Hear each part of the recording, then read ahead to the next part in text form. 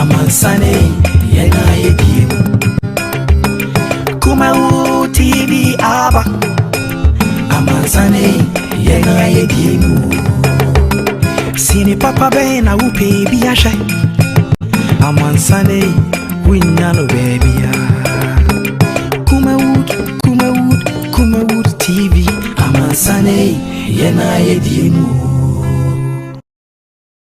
Kumawood TV aba Amansane yena yedimu Kumawood TV aba Amansane yena yedimu Sini papa bena upe biyasha Amansane winyano baby Kumawood TV Amansane yena yedimu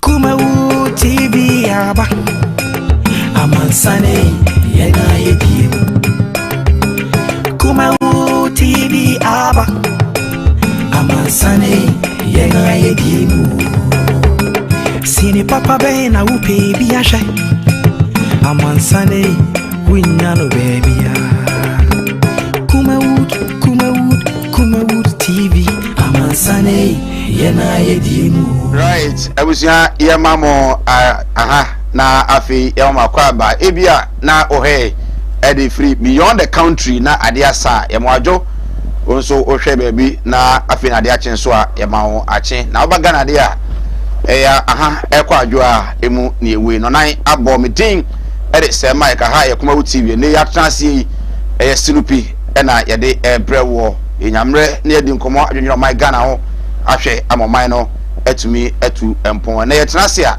na ensebe go promotion no nyagro my Ghana His Excellency the President ekopimu ewo Germany na okoye said e one German mrofu di nkomo wo ma mbibi enwuma ewo Germany obetumi abibi enwuma o Ghana o traso be mba Ghana mo so etumi eboa ma Ghana enwuma no etumi etu poma mabronya bia ye no eno so eho enkomo ewa ha onim se eni Dr. Insiansare ene de atudwa se eba Ghana Health Service nyuma diemu a omobomodin say vaccines no ebetumi bi o Ghana say de be beboa amaya pomodin won sam so no ebetumi agina na aso no so nkomo enso ewa ha yogina hen Director of Communications at the His Excellency the President and I say at the presidency of this government now another to ja hremu as in fact the appointment of the MDCs are amanfo bi complain say ache no also hu say ache sa wampani nyumadi awodie no ade bia no wa kire say MDCs na omo enya maye no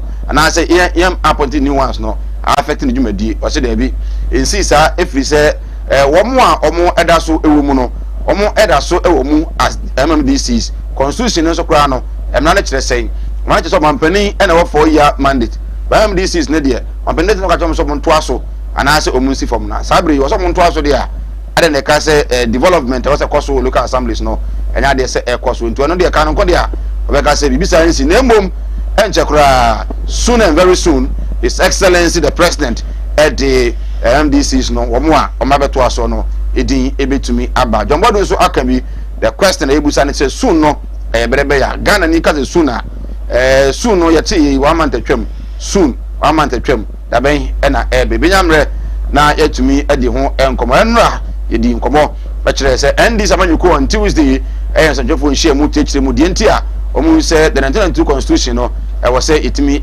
amendment na afi itimi ebo omu say constitution no agbadada ni mu ayemre ntie be ya yomode a na yentumi antoto niema say de be ya ebetimi amend the constitution no the ampenida da JMS the late ya ni ekodi Supreme Court na court no de vegetable abaso confirm so a was share appointed committee omo ye no kwan no eno ano no ebe ya recommendation committee de buy no yemfa enya adwuma bi mo so say da bi kwan ya mo fa so kwa no niema nsemo mu ya de no bebre won so a yemfa me na kwan so even His Excellency so edna no ato ebi nyamre na yetimi adi nkomo mabru no nsama omo kadodo no ano fix the country no and say was a constitution no yesemu bitumi aboa ama Article 71 holders kra no converse o mo enjoy e say bi mo so no ebia eso etumi ate would the current government be willing to amend the constitution of the Republic of Ghana and I say obekoso amadada no etumi ayusu eno so nkomo enso aha ebetumi nyamre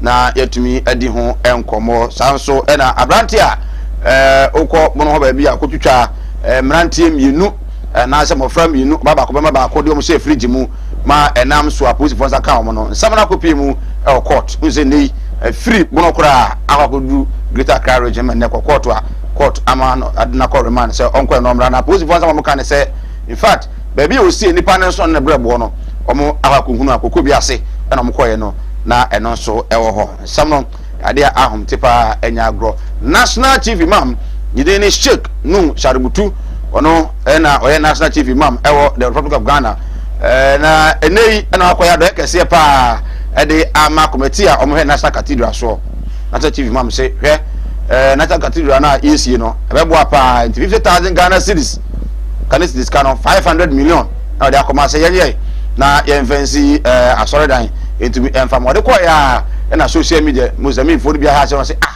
Branzongo behe suku pa wo zongo dodo no anye suku pa zongo funya nsu no zongo funya suku papa nko dodo no abra bomunye na anya sika hwehwe ni mu kwa tese social media so omusi ehoro no sati bi mam no enya agro ebenya mre na won so nkomo nso no yetumi adi enso ewo eho sanso na eni da Santa region na beto ja se o fa regions ni na no a aha na currently crime no kosoro pa o my Ghana nyina se bia crime kosoro pa bonisem kosoro tutu ene ona wo so won akonfo ona wan kasa jom kra from sem ona yi kunkun e wo se kan ene ade no kosoro no Asante region ena edo so pa no so won sa beto ja hwe ni mu sem panifo bitumi aboa na afi no omo etumi aye ho bibi the fight against corruption kun bia aban bia ba o kan bi na so bitumi a fight pa no na aye den aban beba nsem o kan so be fight corruption no ebumu to say in fact oye bidie na nso enyanwie mu pe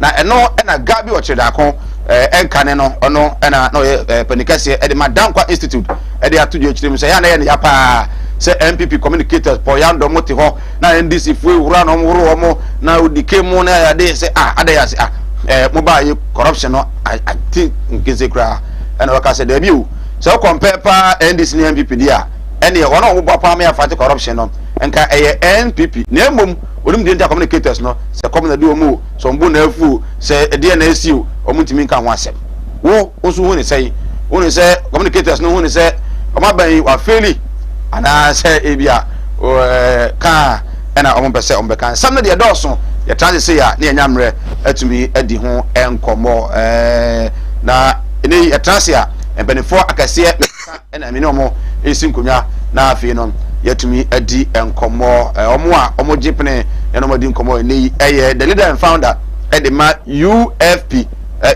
UPP amanyuku no UPP amanyuku no akwasi Adeudi His Excellency papa yi ba my Ghana ade a obono ho bode pa especially say yanyu no my no ho na ye hwe kwampa ma no be fa so atumpon de a obono ho bode de kan so na manyefo no mo akonya so no na bi afa wo na omo enso ehwe atumi ede aye adwuma na ono ene the only currently the information wo Ghana there the only politician tamanu whole school no right ye twa ho emra yesia ye ba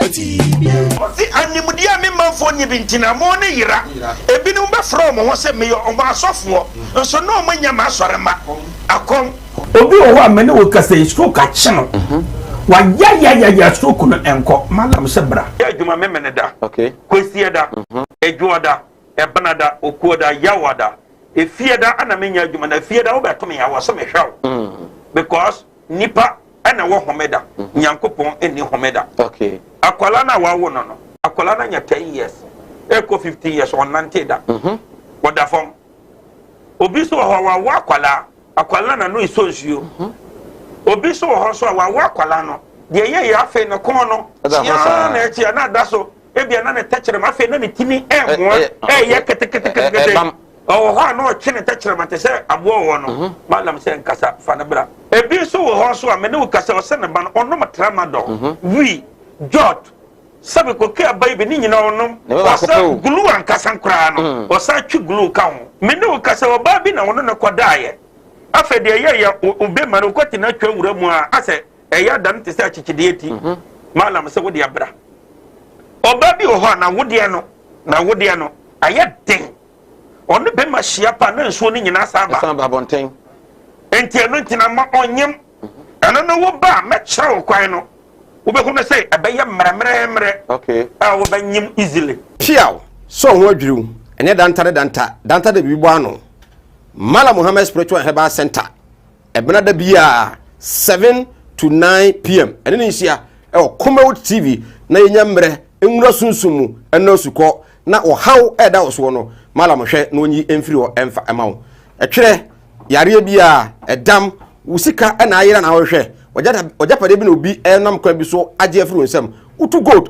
ɛna opɛsɛ onya ɛmoa anase ebi akontuo enema ayedin amawo oba no odaso jonso anase akontuo enema ayedin amawa bra Mala Muhammad Spiritual Herbal Center na kache kwaw atibie tieniye kwaw atibie Eastern Region eho ena Mala mo esikafo amantem wo de odu kwaw a wo so kwaw atibie uduru ho bebe pa wo yira kora no a busa Unity FM ana wo be frɛ 0246 647 247 0246 647 247 eya tie bi na entumi emwa piaw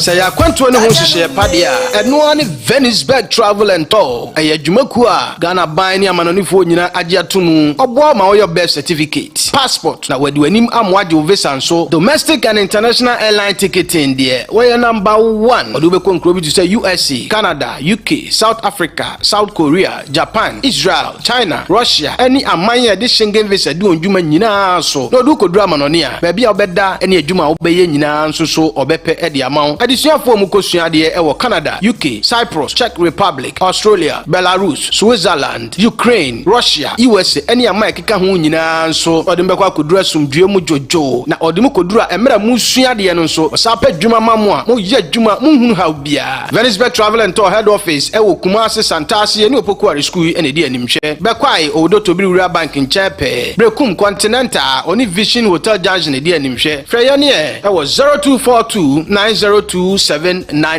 ana 0502603337 Venisberg Travel and Tour wa kwantu hu dadwene edayenso right ebusia sign Emma Akwaba uguso RSNP we are live on Kumawood TV o join your Facebook Kumawood TV o like no share na manfo nya bi ahwe menya bro na afi ko YouTube nso Kumawood TV midin ede se Mike Abejafo no atena ase the only politician wotimi ede sika ebo school besia obra na o elementary ko school ko SS wotimi yes cabo school besia school wo yes capa no na o businessman even no school timi bo besia akwasi ade odike watena ase yibi pia manyi ko no ono ene ekofare bai obani akwaba ye nua ya boko de modaroma yesum yankopon ne Ghana si mache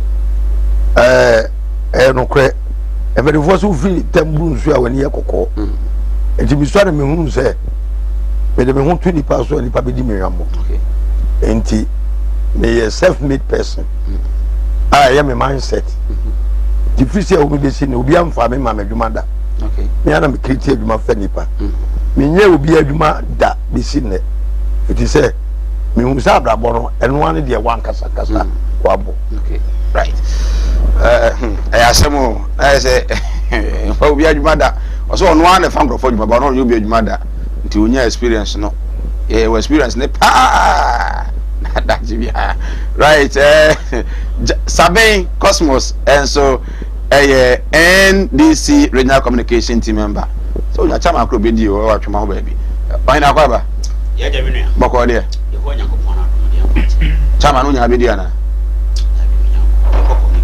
communication ba chama na de unya woni atwema boko ya boko pa mo kwa na isi ayi pana sembe ya minya ka say ba asante region ha se be yi tu aboyi kwan ba ya twema ho ya no mo se ba kesi ne ntensi enso pe be ya kwan ya akwanfo MP what one MC DC wo ncho mo modern Madam Rebecca ni be neutral ya twema ho Benito so bio e wona na e wona omo no ho modern deputy minister kwan ye beto aba oti to ekropo to isanse the kwena concrete was so kakra once we tactics ye beto aba mo play no because sa machine because sa abo begugu kwa no modwidwini nyina atuguye ebe sine oma hobi oma hobi masa so mfidi nyina ka produ adam kwa me 2017 we sha ase even common gutters go munya de omunyo moja obe ka se first akwan na I am robbers ejiti jaman fu kunkun se ne sunyo akwa de fa sunyo aka na fantin na ma branch o se hono kan so ya hono nyin bi se ko mo be ya to amanye ne da so da ambe Paul Kabrayando financial secretary of the NPP Asuka constituency regional communication team member of the NPP and then Nyameya Dom na party na hise nyina no is Mako Congress constituency ewie mu region na mu national na mu bi tum se constituency ewie elections a region mra Paul ejina as Ashanti regional deputy secretary eduru aja na makano Paul kwaba bako de oh you go ada roma you ada na muso e Nyame adom bako e wa bow tie ya bow suit je bi ada na kwa yeah you fine well correct that's Eze mi hu se de bia mi nua ya okay ze u nua ya okay na o si ya okay no crepa mi hu ni se why si so sa no a na ba ni ade that's na atonsu esere so kontanse ekwan no contractor for no mo ya na se omo ye den u nam so ya hu so omo ye den me dey me pese me kan na se what I say because ya di adwuma ehwe wo sa wo se wo hwe na wo ye se ni TV a na wo pa politics ebe se NDC kra na wo hwe se wo be ba NDC ba enya adwuma ni bia na ye de be ma adenti na MPP wo ho ni ama adwuma ni bi na wo ye se ni a wo pe contract ye di ma wa di sei eti no media se obey ni bia e ono ana se sika wo menya finance minister wonu na koje ni contract unze sika uni hu a enkonko koje that contract eti no say my that man has always been like that because would influence ya would DJ contract enti no krom ha kwa nyina da wakwa koje nyemo na modema nyemo ma ba na de ma ya den krata na DJ contract o tia say ya den krata na DJ contract ba woni mpefe so say Ghana ha kwan no ubeye ansa na etwa uka enso man yi di ni papers nyina be kwa koje onya je ya na de oye ni strategy no samanfo hu ya no asese ni machines nyina be gu so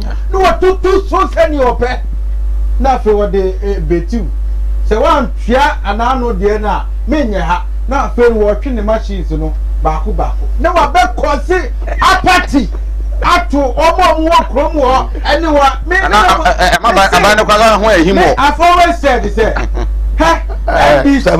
and this paparoni o no na be win elections ebi nipa ni bi na be jemu say bi and this win but say you try ba pa say and this be win eje sa but that party ni niema eniema ye hwe supervise ni yie a wo kan wo asem a na do wato takruma mu no eno ni the problem.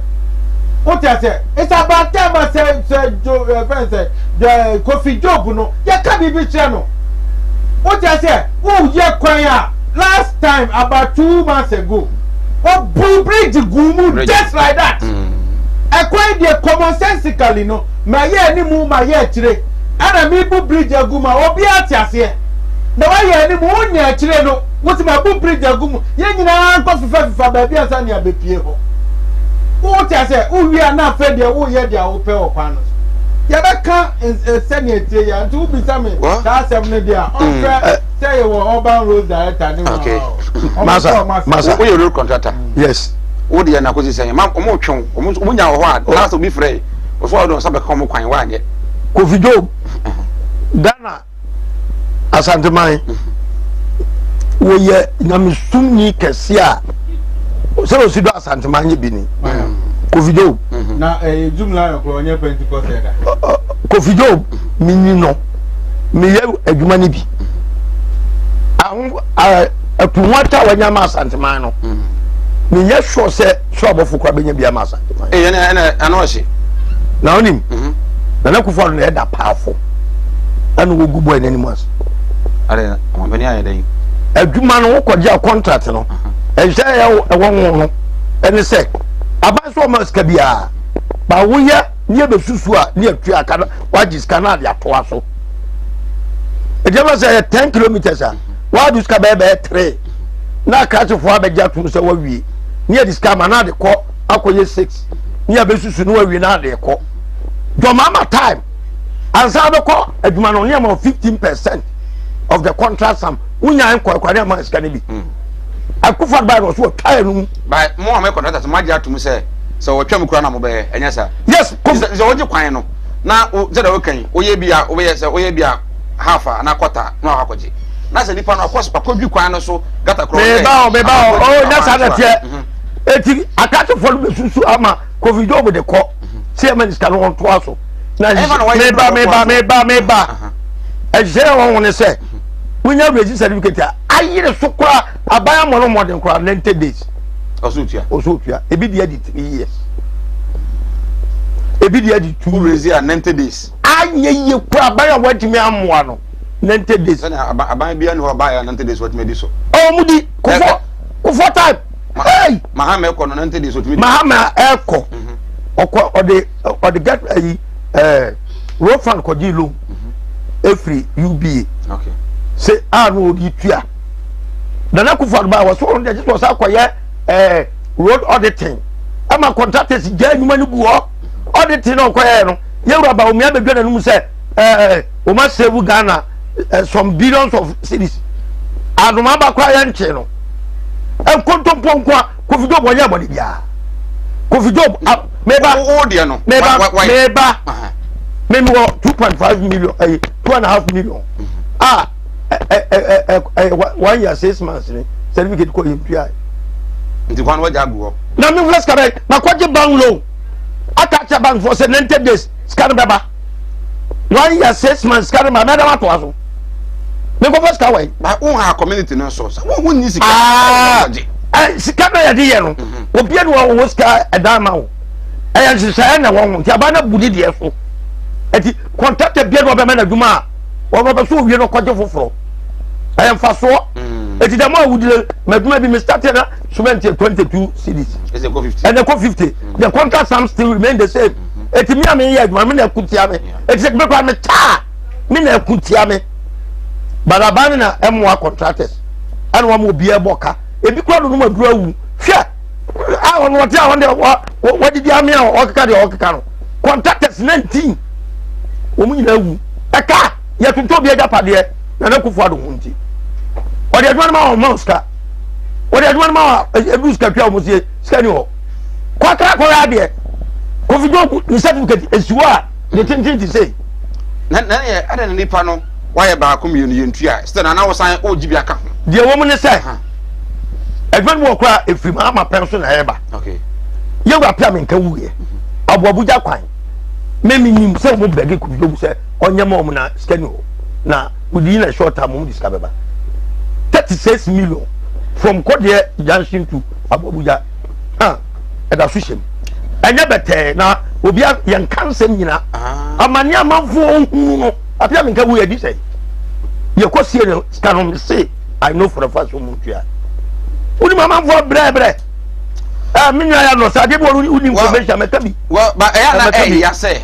Me kwan wo if you tutu kura ase ne eja ani aba so this ka me awodo contract no obi ala ko yam jensa ko gba ba to me na eje o aba na publisher ba papers mu say me awodo contract do apebra na who this ka na ko awodo contract well yeah understand the situation I want so area o akwan te sen contract no so mu no mo ye ana mo so je gu o se de ya hado mo je gu contract bia ni obeja apebo amanfo so ofompa ya no aje ha or then to tutu mu as mini ayese kwatani no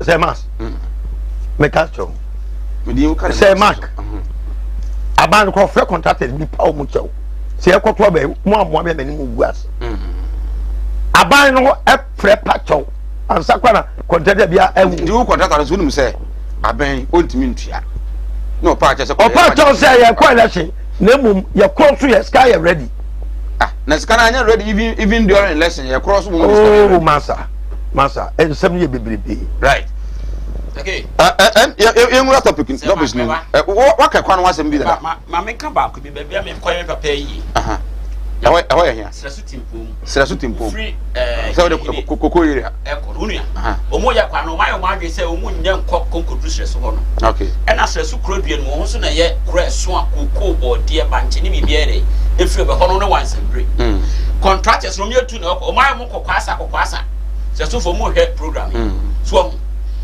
se se omo si apene pa but contractor na yɛ sɛ on nya nkɔ okay ɛna kokɔ asa sabe ko ma wie kura atwamu akwabra so aduraso ntane ade la ila so atiase enso bi yehu ye so mani apese oh go ya mu musika no kokwasa no mo e bia ofade na bia say ya ma wusika na kokwasa na regional minister ti wo na regional ya beto masa atiachew say what dia o tie me oh but that on gontem kokwasa anya no kre na o we konata na o yes ade na obo hwan akutia wa so dey okay cement bo kwa na ekoso iron rods kwa na ekoso nti say o ma dwen say o mu nya nkodu srasu krom ho eno na ma srasu kro for no why dey ye de kan mo ho o mu si ebesi no ye de kan mo kan ho fa wan say anya no kre opanyi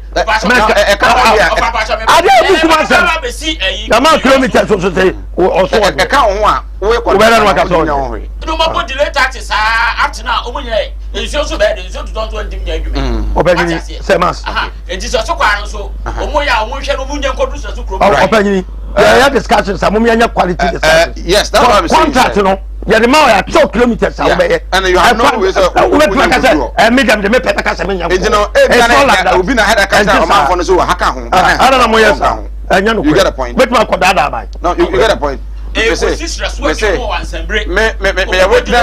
witness to a western region e kwan ya mo ya MC no kokra so haka ho enso per the contractor no na ho nka ho je say ode do mo say ma hu say ban say ye be mo kwan but na ntisa ma say Mike next time per competent people mo te kwan ya ase no mo educate Ghana for anya sa efutu na man for to go problem and discussion right I was so live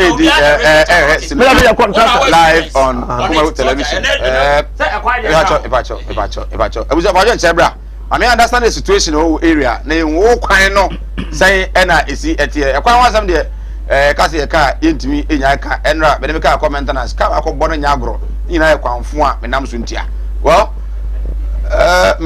me sha so mo NDC NDC for na mo say mo pe amendment in the constitution into constitution and Ghana for bi ha say busa say mo ba mfie nwotwe me was esha ase mahama ba mfie 9 wa mo ho wa na mo kwatena akire a mo say yenya amendment NDC for na kasa asemi Ghana for ntia ase mina so na Ghana for ntia ase mo say ye hwe constitution electoral commission so ntia ase we independent body yes yijina Ghana for nyina ere etoto na no what you say on the chief justice say yina Ghana for toto na no Ghana for no here for parliamentary members na emu ye NDC for the can say chief obi ntimi ko cheto kro bi bunka so obi electoral commission na one o article 72 na gap president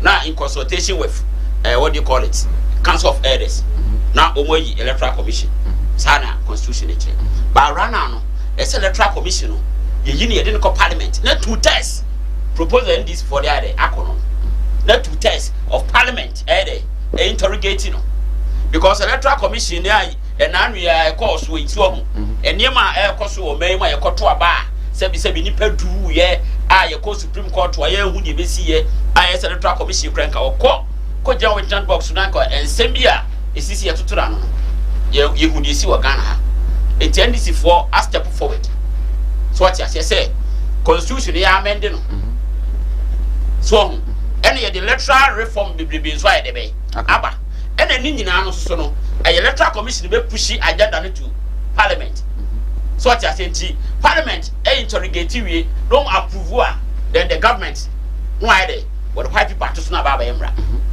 but then mebru no chance here fix the country let's change the constitution the came mo chance ya che more than even we since 2012 say yeah inside constitution no and NDC 4% mebunu no mo kan ne and mo bata o munti ana because in 4 years ana mahama wo no mills the o sha ase no ko si sen oh mo say ewiase no ye bobra ne ye kokko anima enya wo kwa wadwe na ade nante wutie ha na wutie ha so what ase no benchmark we now hit the positive one no what should we implement it say Ghana for nyina kasa say if we face the country from kwani umsinka totally you can change the whole constitution better than the order into nya adwuma and once it changes kakra be dey so we say run on the NDC no ye base one the electoral process no me problem na say na mills na no and mills say process na say on the process na say and mahama bae na mahama a vice president so it means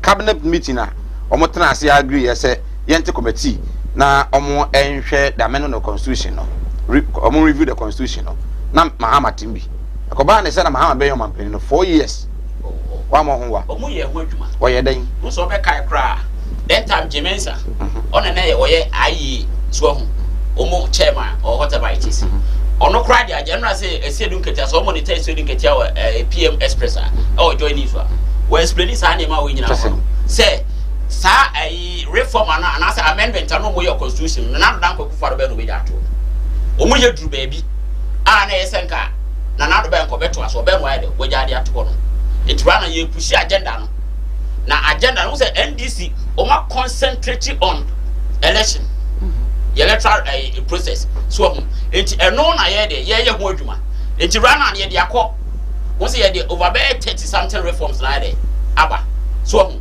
be 30 something reforms ye de aba enti ye de aba no ye push ya ma electoral commission so e be push de akọ parliament because enen konfo bi kan sa ayi we de na nka mo fa nko ipac ne ye within the electoral commission and electoral commission on a free ipac meeting enye obi ana ye enti wo push de ko parliament Parliament soon run on your 137 and your independent back. TD majority over. Think said electoral commission to me. Aye, no more procedure for parliament. Parliament may hold you man. No more approval. Who said 2/3 of parliament there? That's what NDC is saying. What I say, and 2/3 reduced man automatically. Or my penny bejatu. Or my penny to so abide. But we propose as I'm proposing. Yes. And for instance, must say any legislation backing the IPAC. Yeah. Secondly, say the appointment of the electoral commission, no. Say parliament now appointment committee. There's a lot. And I want to say about Kokrano. O share say ABI ye baba be ye you do be yes by limited registration.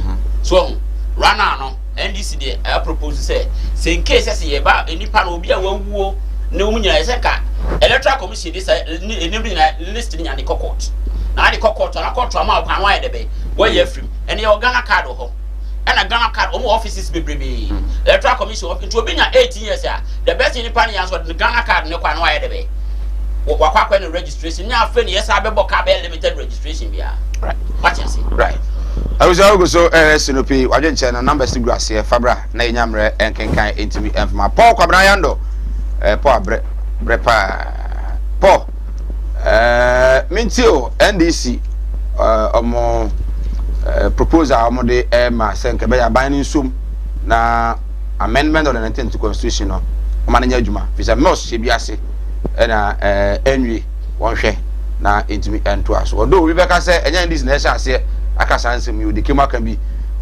fix the country mebu no so kra ka bi se constitution no o say yes hyper ewu mu His Excellency so bono the statement I will make here was that a kwan kra no I fa so a committee no yate no mo mo that amendment no and that's mo review no let me say I said that am fa emra kwan so sa but in the Supreme Court and I know the president has made that statement okay and then I know say this issue of say legally say Wampani Mills efa emra kwan so e dey constitute the committee no mo the review no Supreme Court court verdict by it say it was in the right direction.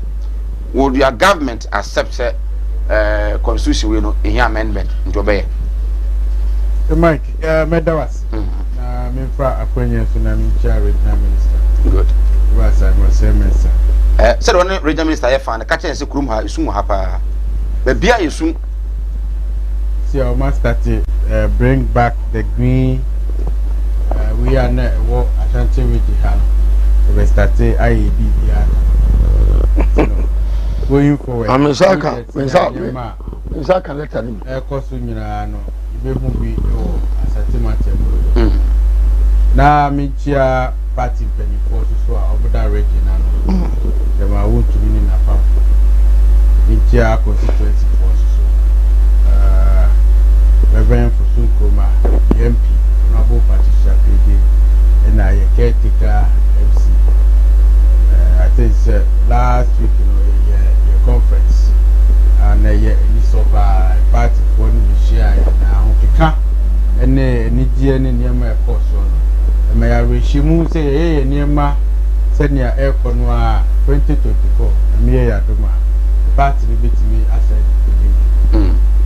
on the political party the ultimate thing is a bit more capture power that the Juma none of four Ajia now I mean me godfather honorable so a boy Juma okay honorable dos chana dos chana like one say penifo we and now moon sasu ma enyema ekokama what you say ma just a juma so mobile my need so eba organa for peduma na what is honorable coffee juma be factory ni bi kumase wasaje aboso glass factory na wo say bia e nyuma ni bia na obi before to benya bia nti e o say obo na baso honorable dia wo PBC managing director chao ene enyiwe say Mike say NDC for and a propose a constitution, yeah, amending near there. Sir, 1992 constitution. And your woman, I very much, yeah. Anna, woman to so a day, a man so in fear to do saying. There were 29 years. 92, and they say, come on, Kabia Mamwasi. I used this constitution. Yes. 8 years for Rollins.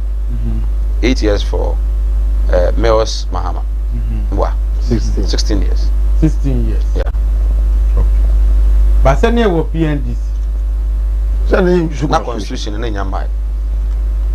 They have 16 years. It's within the 16 years. And then NDC for a year of constitution. What you say? 16 years of ruling. At the end of a year of constitution. Most shall say.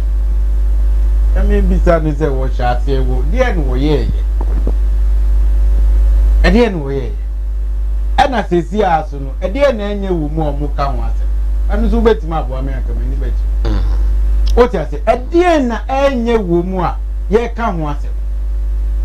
And Untino, if he say, ye bay. And this is for your clophobia, oh my girl say, Danny Danino.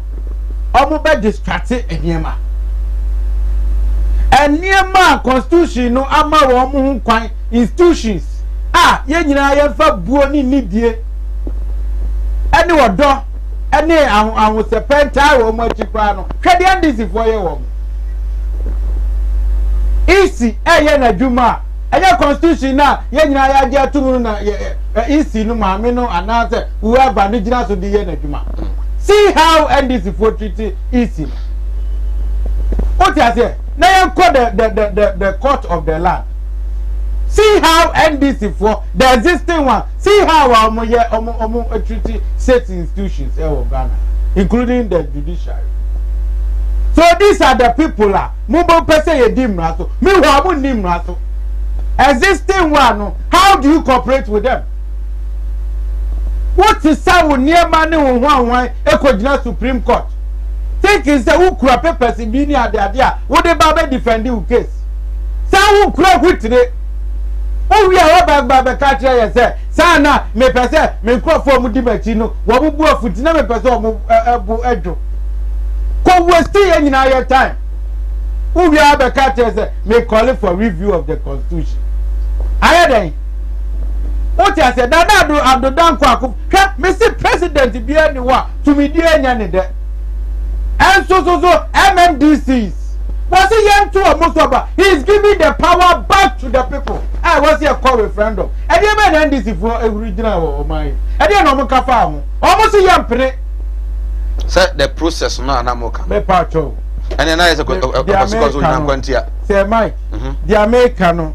Aya ni musema ye nyina no yenim ye say ye mfa tumi no amankofo na ya yanto ye friend say ya bayi MMDC fo no e de na NDC fo kafa etimi srawu mum ye discuss bibia e de nkanko but nkanko pa I was say kan ye beba ho bere nkanko pa ne say mabunu ene Ghana for bi hunu say dom kuma bi na enjoy esni do no ano wo hunu wo article 71 holders is one issue la everybody is calling say be ya man say emra ho say obi abedi akonwa na obedi bone ana so obefa kwam bi so bibi ne beka che say yentimi emfa na won kogina mra nim ni nyina no enya enema bi o constitution mu a emwa Chief Justice na yeso mampani appointed no the IGP o mampani appointed nipa no nka ehun se police service o maya adwuma o mo anim say in fact ye ka say Ghana Journalists Association na be say training be join association ni bi die ya ye mu no yekoto aba na yi ba ko say o medie nim o de yeso mampani police fo no ono no ba o me head police ni a ono no hu so betuni na ye adwuma no appointed as IGP we no nyina no unsusu say ehia desire kakra. Say Mike. Bibia ekosubia na hweso de wo hawo. Ara nim ni sa. Ken University enye din fo na na to abayi president. Vice Chancellor. Akowi se o. Yenya Vice Chancellor wasisa entire way a fitting time Kwame Nkrumah esi the traditional horse konti ene e friend say Katanga de won say Vice Chancellor be esi horse. I'm a traditional horse, I'm not expanding that. It is not about who appoints who, but Nipano, Emra, any Niama, a was over any year, Juma, any year come once. What I say, yet Titi, I don't want to more year, Juma. Musio, I will share Juma to Nipeso, say Muhammad. I said, you are no harmony. Kano kwetro chira ni nyina yente wo ti ha fitia no pa compliment mre wo mo mo hye ho mchichim afidie mfuruma ne ade wo mo pe ni CEO pe na ese bibi say man kobo ni didi ma baba na nya de ene ni nete eti no woti wo wo no bu obi hu akonta wo dia wo say wo hwe as a young person wo be hwe so say adisua ene wo say wo tua wo tua say adwuma nsanu dwuma ene wo say wo hwe a wo hwe aye na o man no so ana ma pedi for so ebie a facilitate ma eniama mu aye mre after we said say state institutions no they are supposed to facilitate things for the citizenry na yama eniama mu aye mre amaye enye state institutions na say yama eniama mu ye dendende o they are there to supervise and conform eniama ye easy. That is what we expect from them. Galam say, Atigu Yenia, it was lack of supervision from the Minerals Commission. Because every 2 years, it be a nipa for license review. And I don't think about for license review. No, you don't go back. Now, Uncle checking the panel say, license here, demand 2 years ago. No, how has you executed your work? Okay, what I say. So it's about time. It's not say who appoints one a bit in DBB. I know what the pros and cons for home. But the existing ones now, NDC for a call say, yeah, you know, how has they treated the state institutions? Right. What I say, more media for your mumu grandpa. Yan family kwashishe buku mu say, Yepiamoka. The third mukwana mu the fourth arm of government mebwa mu kwa mekai state program 2013 mu kwatena anwaka mu na wonu no president ala na nka say president wo tent ase na ye de te anwaka mu ala man complain right awuza ogoso senopi This is live on Kumawood TV, Facebook Kumawood TV, YouTube so Kumawood TV. Ojen chebra na yankenka numbers no a obetuna ojen chafa so no eno na go screen no ase no. Odike I say we dey won ahya ase na mabunu no so ebefa ye. And they say NDC for so befa. By pause when say we did kwa. Yo etie for me da mase. Onyame hira Ghana man say say ni swadi hunu me nya ya che. Na me obi a ade bia me tu ho na mo bia na me nim nya me. Okay. Constitution of a country simple put bambo ene omano enkanko ene omano bebia na ni hwe enwo hihye na kata bia guiding principle for the whole people na onyini tisa dia wawo ba etibere bia na wo onyini no na ni sune ne ban esesa. Okay. You say a constitution is a living document. It means static. It will be like I say, yes, some emani ya na on tea or mine near any share. The kind constitution was promulgated under Jerry John Rawlings.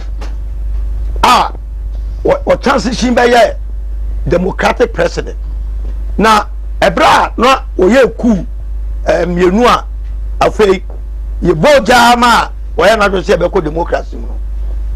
At that time I know say all constituent assembly omuna de adwenche pama ye promulgate ye draft constitution sabre no autorensa free identifiable groups, lawyers, market women, blah blah blah blah and so forth.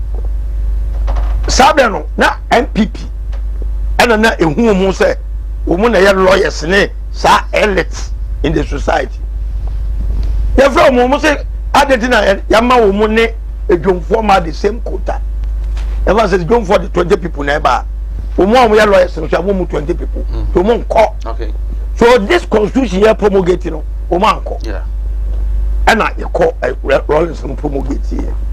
Omo promulgate here no. You call referendum yeah 50+1.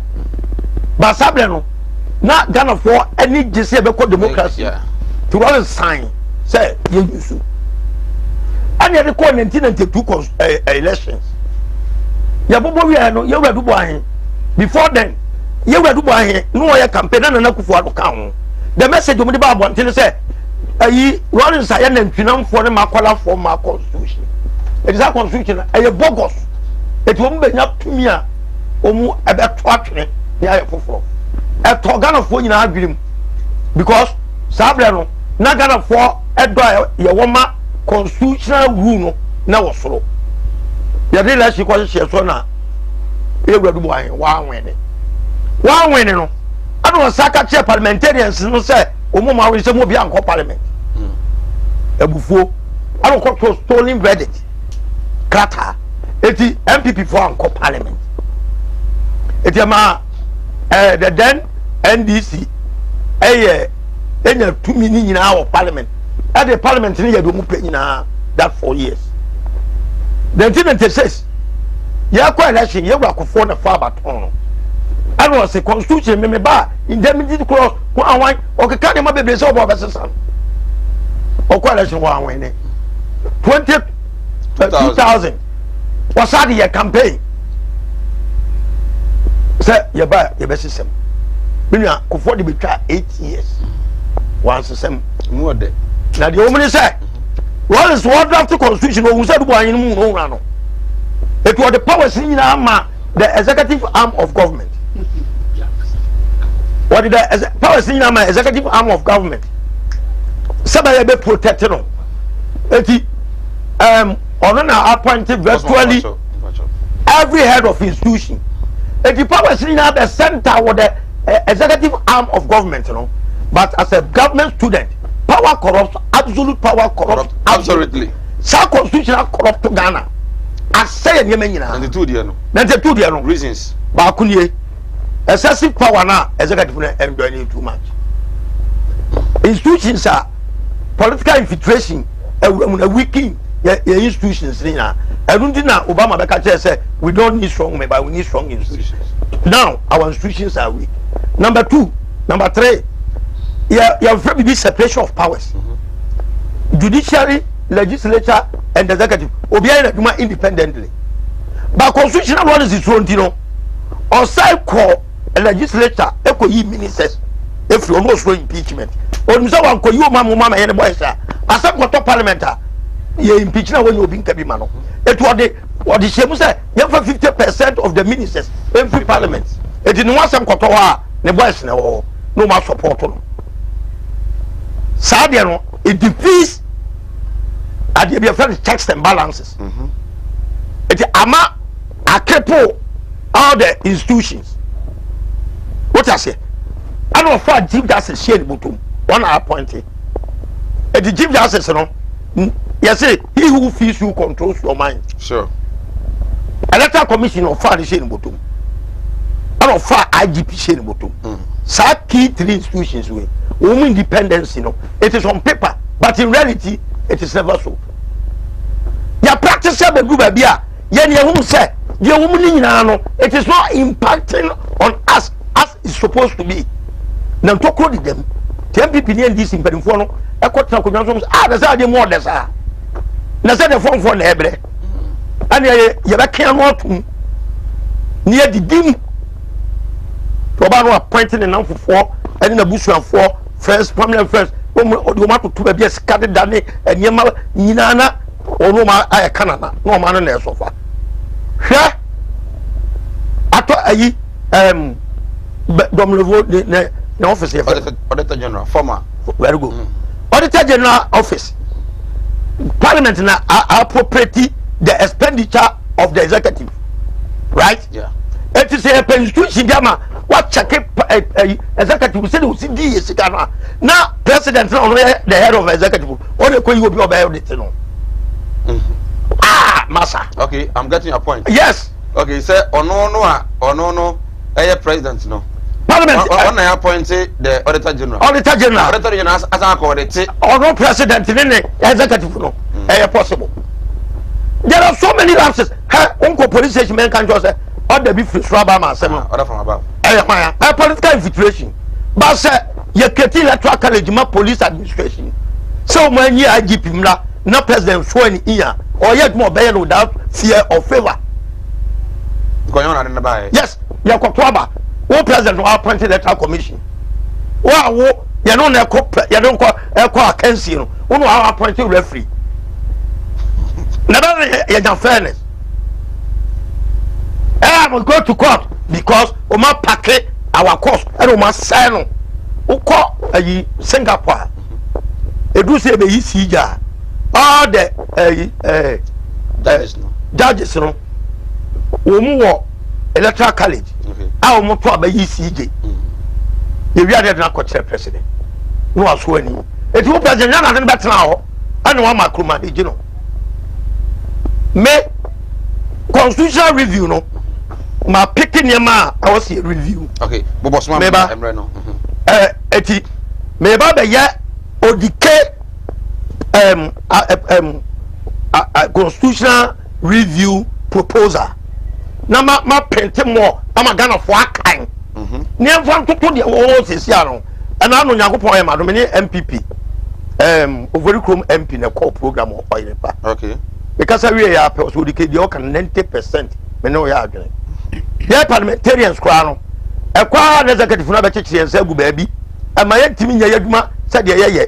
Or citing one simple I be my manager over or million MP you know a people's representation only resources for the year right and I buy appointed DC I buy appointing no president I don't man resources why you more what trauma buying me I'm a super appointing no me new resources me buy match almost say a palm for us me no me head match money was it Kenya MP no one the head of local government a world locality no okay this is the annual I don't know development to do is in also I don't want spearhead I was say you innovate ultimate can just say And the constitution, Africa changing 25 times.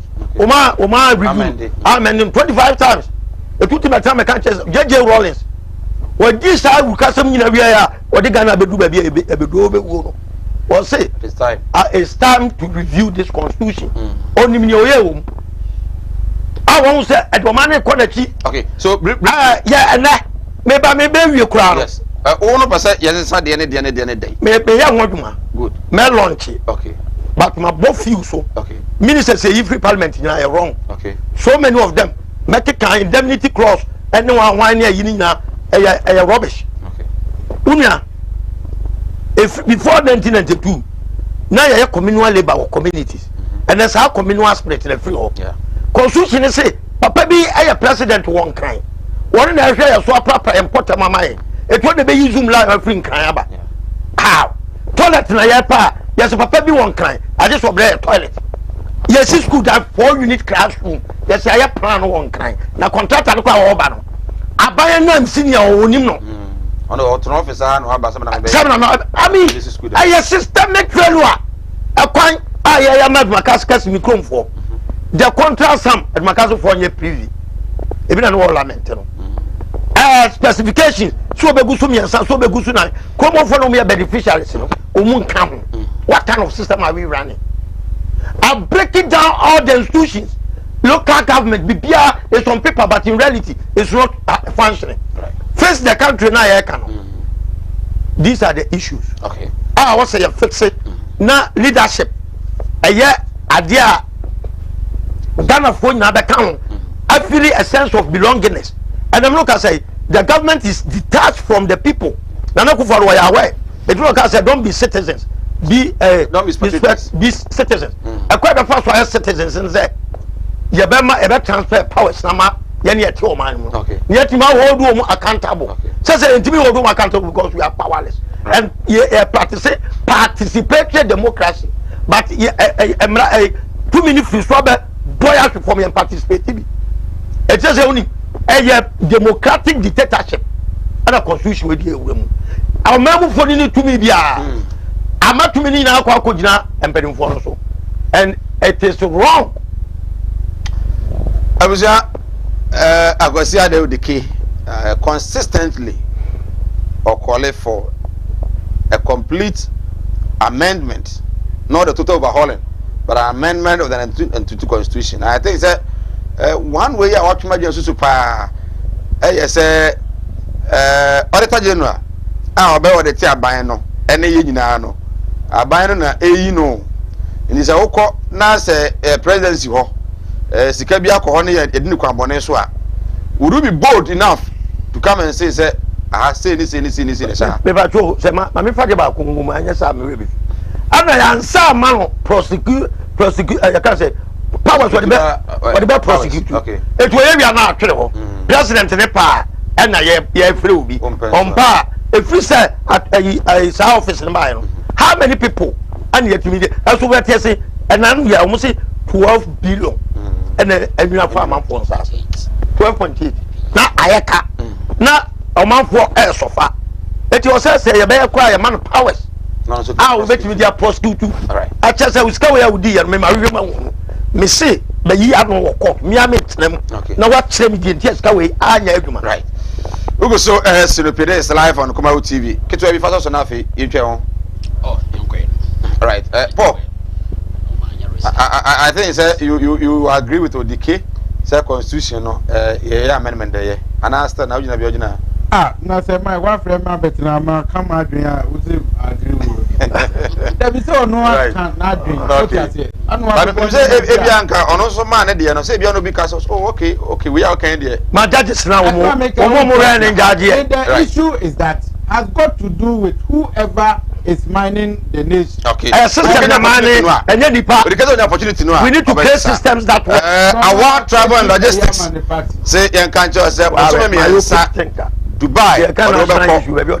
Our travel and logistics. So I'm going to be Dubai and Kwa and whatever aircraft accommodation and have all sign amojuma obetumi aye and until we go Dubai and Kwa dia na to nsa e dey frɛ our travel logistics 0552373027 0552373027 Dubai Robeko ama otimi anya juma atumi aye Malam Mohammed spiritual herbal center ko otimi eskafa mantem Malam say adaromo menka njo say eni yare no honhomu a bra etwere edam ana say ebia hepatitis diabetes bu okura no anamubuye house Malam say bra na otimi mu asa so say aware no na agija enkoyie wibi e waburuchire okoye na kwano ye fa apokoduro no eno ano ofe na wo mfi kura no ma ska kwa fa didi nyina no awa sorry Malam Mohammed say bra na ontimi emo asanso na osisika sem na ayire so ama wo na ayedwuma nko ade abrae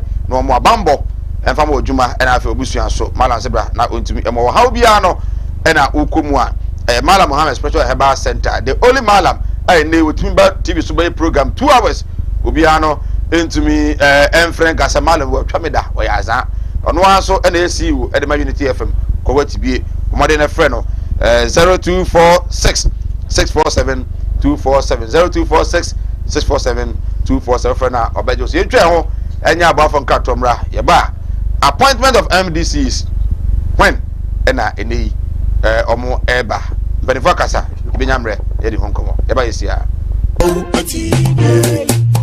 Oti animudia me manfo ni bintina mo ne yira ebinu be from ho se me o ma asofo nso no mo nya ma asorema akom obi o ho amene wo kasa stroke a cheno wa ya stroke no enko Malam se bra ya adwuma me mene da okay kosie da edwoda ebanada okuoda yawada efieda ana menya adwuma na fieda wo beto me yawo so me hwaw because nipa ana wo homeda nyankopon eni homeda okay akwala na wa wo no akwala na nya 10 years eko 15 years on nanteda woda fom obi so ho wa akwala na no isonsuo obi so ho so wa akwala no de ye afe no kon no ya na echi na da so ebia na ne tachere ma afe na ne tini mo ye kete oh ha no chine tachere ma te se abo wo no Malam se nkasa fa na bra ebi so wo ho so a me ne wo kasa o se ne ba no ono matrama do wi jot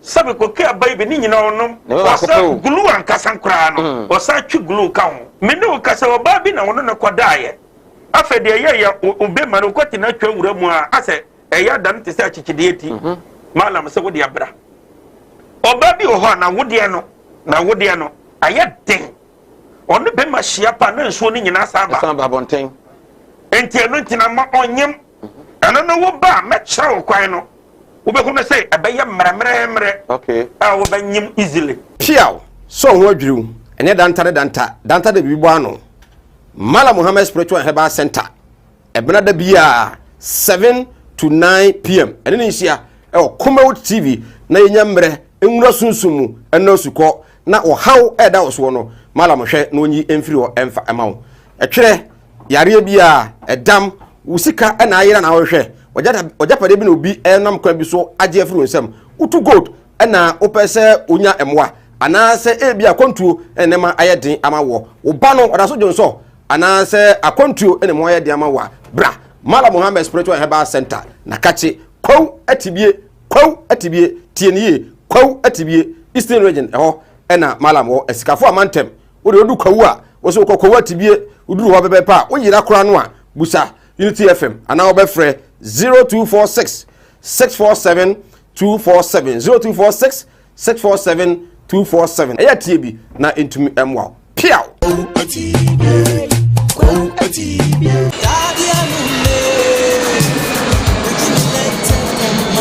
Say ya kwantuo ne ho hyehyɛ pade a ɛno ani Venisberg Travel and Tour ɛyɛ adwumaku a Ghana ban ne amanonifo nyina agye ato mu ɔboa ma wɔyɛ birth certificate passport na wadi wanim amwaje visa nso domestic and international airline ticketing deɛ wɔyɛ number 1 ɔde wobɛkɔ nkuro bi to say USA Canada UK South Africa South Korea Japan Israel China Russia any aman yɛ de Schengen visa de ondwuma nyinaa so na ɔde kodura amanoni a baabi a ɔbɛda ɛne adwuma a wobɛyɛ nyinaa nso so ɔbɛpɛ ɛde amawo Adisuafo mu kosua de e wo Canada, UK, Cyprus, Czech Republic, Australia, Belarus, Switzerland, Ukraine, Russia, USA ene ya Mike ka ho nyina nso ode mbekwa akodura sumdue mu jojo na ode mu kodura emra mu sua de no nso sa pa dwuma mamu a mo ye dwuma mu hunu ha bia. Venisberg Travel and Tour head office e wo Kumasi Santase ene opokuari school ene de animhwe bekwai odo Tobiri Bank in Chepe Brekum Continental oni Vision Hotel Junction de animhwe freya ne e wo 0242902799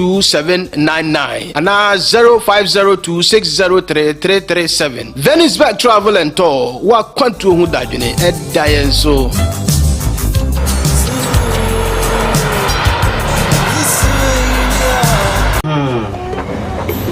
Well, all here, I'm sure you say you free me. Why the den? It's slower. We na fa kokko wi film na say dia wa wonu tua wo fa say no mo ma ye dena ma menti wo de we na na wo yere na mfa nkonko ye tigma na ma no why slower ebusa yenko Kumasi ah mo ko Kumasi Martin Luther oh na it's been a long time oh yeah me say Minia, obra kwantu ya wo. Semina na ma yan ka twene ni ahwedan yo. Na busu ya pani asuma me. Semina me pada ka. O Kumasi akamara. Na me so ya chini. Ye nya da ka yi. Yeah, Nansani. Nansa mo na mo that's why. Wo hia me dia, we need problem kra. Wo beje di se me free Dubai, bedu Ghana. Ana me na na kwabedantwi. Wo to na nanom ansia do. Ni eje yi ni bo me so. E wa bre na me ni kapre. Odu obi na kire me Gospel casket shop. Ah, e wo Kumasi labor hire. Me ko ho no ma. Ana mo sa ni me yes kan hye yo. Wo de bi ntwa no. Misika ye di ma me se me papa no. Ni so abezu ye se me ambulance. Na me sam fe de be da no enka ambulance any de be da ho omo ye ambulance service into any problem kra any na ye here ni se u be na sika kakra bi di ato ase you know se Kumasi stay by plan no ye kwena mo ko tira o some Gospel casket shop here ye wona ka bebere te se de mo hu ni na Gospel casket shop ye wo Kumasi in front of New Town ye di labor office na ben Gospel casket shop ana we are the dealers in quality local and foreign caskets.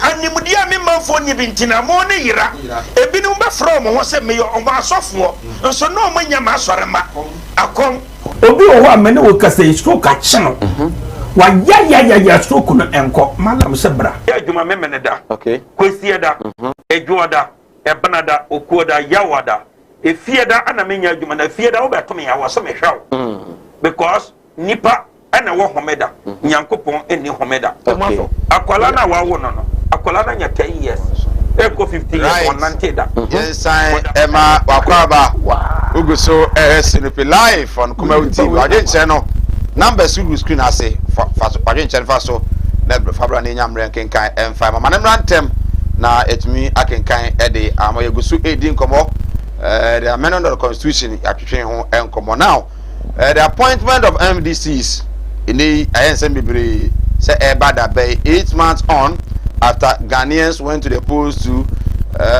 vote for another work for Ado Henry Musenka MDCs no beba inya MI chance no na committee of penalty go through all the 16 regions in all the constituencies say omo be competent people now omo etimi abe taking over in all the 265 districts and municipalities across the country no company say MC bia DC bia na metropolitan bia no ka ho bia no omo ma na nhyem mo enyi sangrofo no free mu automatically we nyina no part of the people are omo vie for the various districts municipal metropolitan assemblies no mienu currently the enemy mienu na atimi atwom ho free mu eno no Jurassic Kumasi municipality and afi Kumasi metro omo na official omo de krata agoma mapani say omo entumi ento aso bio kana for hene mu say enka emra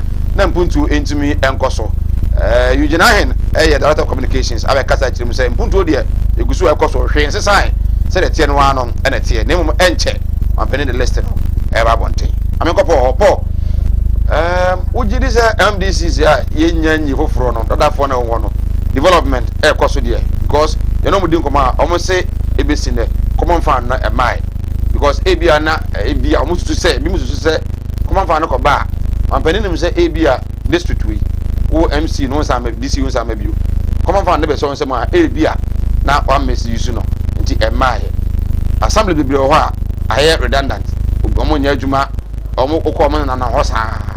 Are you helping the system as a party and government in power? Yeah, I think getting a substantive MMDC is a bit worrying. It's they are in active position. What I say, acting so equally like say getting a substantive. I guess that there's a limit on actions. Yes, we what I said, I can say, as you appear pro to we anti them or that's not the case. But because some cool.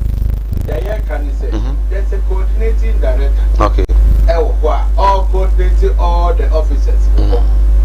What I say, even MMDC for no check in here, the coordinating directors in the side. They only get approval from the MC or DC. What I say, accounts in one. They have finance or MF needs uncle for no one control. And they have been paid to work 8 hours a day. So then your casa to say, if you are not there, things are not working. Things are working. But it was so when say. Things are working, but no one didn't come out. Some of them I know we fine. No one didn't come out. They tell us, or coffee is crown one. Now you know, because when you say, so some baby, so some baby, and even giving directives crown. Party maybe a moon say, what the empire maybe you crown. They do a view or crown try to sabotage them currently. I don't know, cause of various districts now, maybe. And I'm saying, it could be, say, will be better me, I try, but the ultimate thing is Nipano, ye need free ho. What I say, or in acting position. And a coordinating for the Tunia or what? Obia and everyone. Maybe I'm speaking on behalf of Asqua. Okay. I've been with them. And Yama, we here now will be able to provide for you. Okay. Omu revenue into budgets or Omu Jessica. Ana maybe so I say Omu Jessica. I say a common fund and buyer idea for Munko. But I have from the district just Fiabi. And yeah, kind in totality. What I say in totality, into I have fear Unkoji. Unkoji. What I say, and I'll tell you to be as Fiabi. If we see Kadin, why don't you go and then find ways and means I'll be raising more revenue for the district? There are various ways and means. If you market the power expansion, a bomber who say yes, is that not the case? It's immediate delay of the list, is worrying. But I think say a better your boss. Now, yes, our consultations me. Now, uncover agitations, Amba, the most of the times, now after releasing the list, a whole lot. I've been years ever to about. What I say, according to the assembly concept, I feel here about to Mutuaba. It's in you have to liaise with the assemblymen, the sector, minister, the deputies, and then even constituency level, the relationship with them.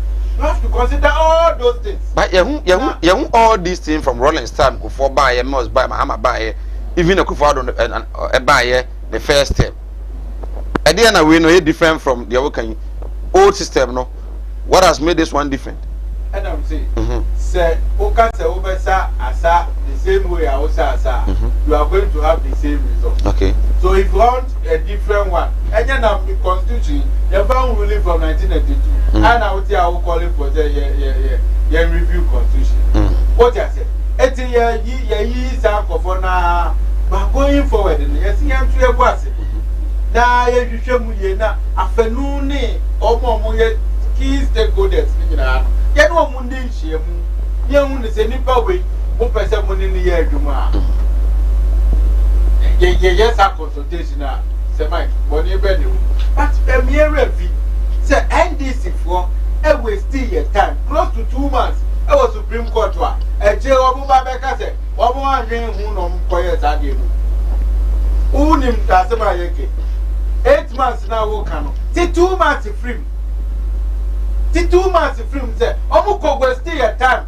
According to Omu leader, Fenodor Mahaman. That's one can go court. Yes, I know crop papers in you. Then the other said, now, it will go with stay in a time. Nana would him stand you. I didn't know man constitution in December. Now, to a baby, and president. This is your 1 9 sound by and Juma. Now, cook was still in a time. Now, you are and now who said within this period, you need MMDC. It was a bottom of Mahama. Get the bottom because one year fair to Ghanaians. But he doesn't respect the Ghanaian people now. You're too about your democratic rule at June. You're too about your UOP. Now we are wouldn't it basis be Mr. Mahama should come and apologize to Ghanaians for disrespecting us. You're too about a year on my penny. What I say? Nah, you're too. That's how wouldn't it basis be. Sana on for poor. 89% of coffee and devil walking. Every room I am, for a boot of you. Why do you do that to us? Did you apologize? Did you apologize to Ghanaians? Namaka, Mrs. Yahweh, na Ghana for 88 on Mahama, Nemtro, and then Sama Walker, and Nimuatia. So, what to a babani we are? Or my baby, you know what he said, your walker is MPP for almost a mamma, now may pay vote. Now a person would to mammy, and did not make a can't answer no a good woman. Time of Babaka. How can we? Ah, Missy! Say, Toma, Wuti and what? She said, yeah, now someone walk cassette. Of course, who could not to Supreme Court anymore? You go to Supreme Court to what? Who could not the apex court of the land? Abraham crack heavier. No one could tell Debian of Babiazus and what you want. No one could tell what? Wouldn't him prefer or Kuma Muni will be Piazza? Crap a Piao. No one could tell what 2 months. Okay. No, Ba. So I'm a cat as a number crop for Buffo and Utina Mikotina. Paul. Are you to Ghanaians? It didn't know your thing because of Alan Baumia Fashnana. So sounds a million. Alan Baumia, woman, a year, Debet. Yet, dear, Odipa, you didn't back. I got for pet, and you didn't bow. And ya Alan, and about Umia, Semu. We are Alan, now about Umia. Ya what you may ye? Alan Tamate, you want to trade ministry. My trade in your corner. What I say? Now, I'm from Phyllis, trade ministry near no Kotowa. What my number Ghana. Okay. Dr. Mahmoud Baumia, we are the head of economic management team. Who brought a man another Danko Akufado, the governance, Akoto. Chishanema, City no, and the economy no, Embra, he said, your books to my fa. Now, no, they are no, the tia. I am a fire books to Munti, Ghana, $1 billion. As a result of COVID-19, this year's this money was without condition. Why does it say free? Is that what we say? You have $1 billion without condition.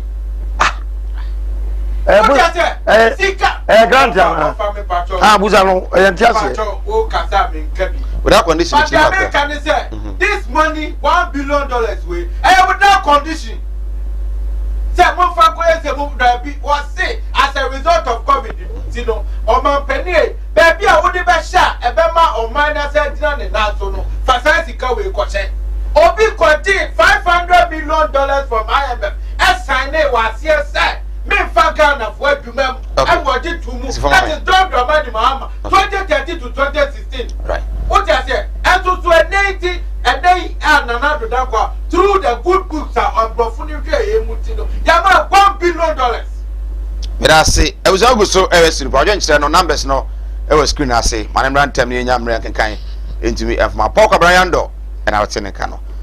Mamemra Cosmos the issue of MDCs minority crowd there Matisse Nilamte Vanderpoy mo ka say aban no mampani appoint to omo a parliament resume a obe efre minister local government and botwe say omra emechirem die ntia ebisinde yenyi MDCs Unia medas meme menu ya tia say John Dramani Mahama no mudi ni die abro mo nya very careful so tia say question na obisa John Dramani Mahama na ne refi say 2013 omde Ghana Kojira court how many months 8 months 8 months 2 months no won't mean MMDC aya born ekufu ado wabon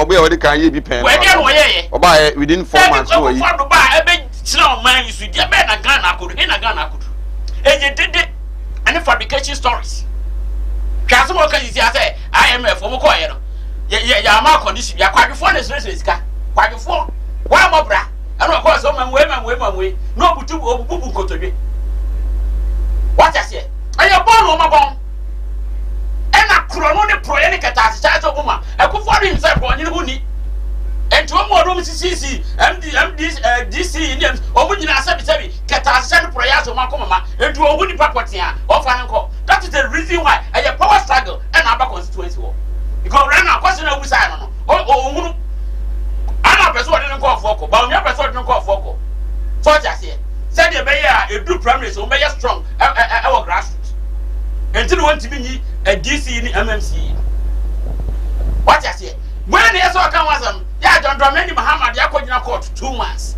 2 solid months usu 2013 8 solid months na won take Ghana ha John Dramani Mahama wani MC wani DC awo ma anya adwuma and the Ghana have why you mean after can be abasa tan chrono proye kan na mo monitor Ghana has it ye cause mana asabi e be ka bia na mo John Dramani Mahama di e hin no ko jina ko kan asambe na John Dramani Mahama waka wa so ku fo du sa omu man na wono na ka tell say 20 year to about 2020 was say sika chichetu entumu Ghana ha rough minia bana no omu niema no mo ye Ghana for one from mo e na asem abusa say ayi o entokwa say ya buwa na sentase tiwa e buwa kura da ho na ko ukotu de tumi fom e bi na no wa ni sisi simple question abusa no usi de benti na DC ni MC for yentimi ye dey eni wo mu e straightforward answer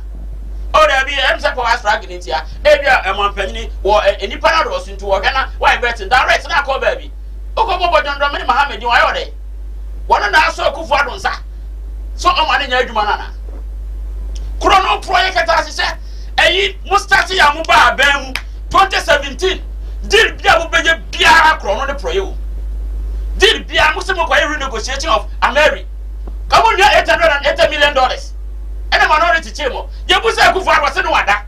I was misled. President ya wotu wa ya di contract ya be se ko kai mu.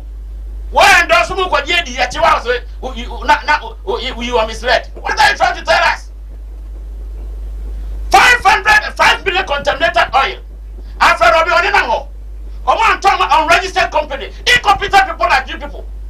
Unregistered company. And I'm talking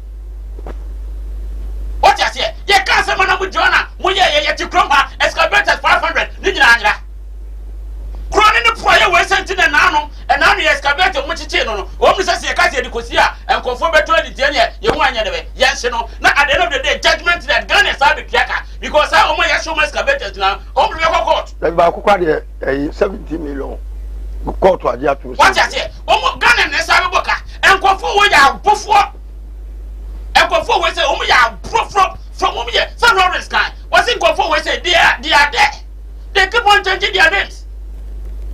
They keep on changing their names. Some soon no panya no mditi you pihona o mama kwa ni kuma me wan koso nyina eno na nsese o mo say Ghana no e ka na ho circumstance e na also wo change curriculum 3 solid years o ma teacher for tell so mo fa tuane 3 solid years won so won now e na free SHS mudi ye de Ghana ha uko basic na o ma pro na ate o ma say ne kura what I say enka edebe pa na sabi common sense will tell you say Yes, sisi hospitals and sisi honomo. Ye nie, was over starting for Friday. Ye the Ghana, ye taxpayers' money, and ye akwa ye CSU. So Bushan cry ye tia. Ah, obeye mo Felipa. Now what you tell say from ho. Obe Felipa no money adwuma ye. What dey si one? So kwa kwa foforo. They go come with John Dramani Mahama. Why are they? What's up this time no? Moon 7 na moke kan na John Dramani Mahama na. Why mo just say mo dey no ye no? Mo ye dey kura na no still our statesman or a former president. And I would you for be drown John Dramani Mahama drown ma. Obi a be ma. The obet my be why be that. Obi no be our president. What I say? And you put a simple question. I didn't see that DC Muntimi here. We're just straight answer. To Ususa, I didn't know Muntimi. And a medical catcher about Umia fashion at Alan fashion to Muntimi. What's I talk about was it was near video? What do you say? Congrats na investigation. One na so kwa ma mo boro but you empia bantene. Na what do be. The do see you ma. Ya wo body ne honorable press conference e beko e dey demonstration e beko so okro ah the way almost ya chei ene man for kasa mu bia kuma thorough yeah the body ama man for be losing bonus who say ya body afa na beko assembly members me say man for be losing bonus say ya to aba no wo ko first time ya to wo nya second time third time dia you afri na do for aba me say man for be losing bonus Sango for every before I say Ghana for so one Jew madi and throwing na dance and Mugracia pa I can't moment Ghana say who had there no I can say but $1 and $1 I say says and just says 10 pesos says 0.3 0.3 6 it is I'm gonna say 6.1 it says 0.3 yeah of course what I say me no can say ya to fuwe ya to so I say obi aye din waga ti say enkofo we say there me nim sama ya na me kan champion before but omunya chance a omu make noise eje dede I say we are saying na omu dia aso omu nyansa nyina egu mitirim ah nyina na do ka say we have them what are the men no want to tell and aso omu na tutu no ekoko kontokwana na omu koko yi nipa sangofo na and mo hwe ba bia Ghana could the state of this country. And the body of Kodom Kram say, when they planted for food and drug, and they Morocco, they didn't toast free. Morocco. Just come on, who could come and say, it's your top. Now, when do you want air from Mokasa Moyen? Away. One village, one down of Mokasa Moyen, and not just say, but real rainfall, and yet my friend Ghana. And then, sir, you're Ghana for Elkumusuna Mopine, we are true for Munimama. And you're born a president, the good father, one can't take enough because only Mahama could not court 6 months, 8 months, or also work 2 months. Who's going to be because of Mohammed and I want to be MC, LDC. Hey, Vidia, the year can say, is it maybe a Ghana could do no? And you were carrying home in Ghana for yesterday. Jenya got the best alternative, ANDC. What I say, powerful. Nation builders, who change near my buy a year or Ghana, I say, and then Omaja Busia over and your debt stock, 334 billion Ghana cities. Your debt stock, the debt to GDP, 78.9%. And still counting. What I say? I never know what you say. I give a pan who could do a need, every 2 months I don't know why. Consumption. Oh, you're free. The electricity free. Omunkwan a server you need to reach Ghana. It cost you 55 billion Ghana cedis. Ebe 55 billion Ghana cedis. And the Ghana was 3 weeks. You call lockdown. Uni and Johnson and Yadi. On what I'm saying about. Son of a come. Oh, my dear, no, not Nanya. Oh, what do I say? Your woman need be. Any part of us said I will see a moment be. I to me cost to Ghana. 55 billion Ghana cedis. And you get a Mobia 1 billion, 1 billion. I have 55. 550 billion. 550 yes. What I say? You can see a Mobia 1 billion, 1 billion. Ghana said, you know, go be a okay, so, Silvia, Fabra, Ambassador, Emma, Newsback Travel and Tour. Venus Back Travel and Tour. Fachame, Venus Back Travel and Tour. Open to Quine, I'm on it, and I'll crawl.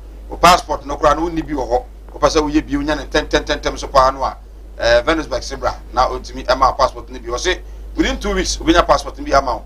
A bonus from sanso ena apa website kura no a wo de abramoy on beye bi atumi e de ama wo visa ena akogye ena aye din a behu omo on beboa wo elidi ama on saka visa no emretie wa ebi emu sanso na hotel reservation e bi na otu kwan uko Dubai uko Ethiopia uko UK uko US na opeso mudi kan reserve hotel Kumawood on be kama e de mabako duro no na bibia no e de na kwan mu sanso ena o se opeso book appointment e wa embassy how de bra akonto kwa na opeso tu abebra no mo ntrase no mo no emu a wankyire kwan pa befa so betu kwan no e bia kwa bebo o be adwuma wo na tumi aboa amodo akodo asumdi mo bo nso de ofom pa Kumase Santase ena mo no pokwa school no ena eye enhwe ni mu e Kumase bomode a ekopi mo na eno mu ni gomo akonto wani so kwa dia ko Venisberg travel and tour na afi emwa omo numbers no 0556 055 965 0556 055 965 from one omo ebejo so His Excellency Akwasi Ade Odike appointment of MDCs enche na eba you jina hinaka your bodo so that so the omo say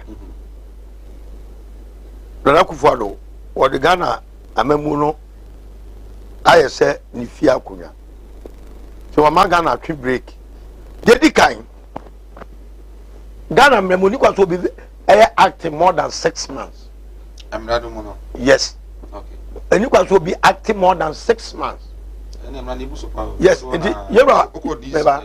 meba no yebra tamis bai osibuma MPP for ntra 4 months na me tumbo asinyi fofo wo ma anya acting at that time okay the one kwata nya the party fo ruling party wa lose election ba papa no wo wani suade hu ntino osibuma mo ntra ho no mu nya adwuma na me tumbo asem prepare me nkrofo what you say Nana Kufuado wa transfer power from one party amawa now ni appointment of people into various positions in the constitution are prerogative powers given to the president only.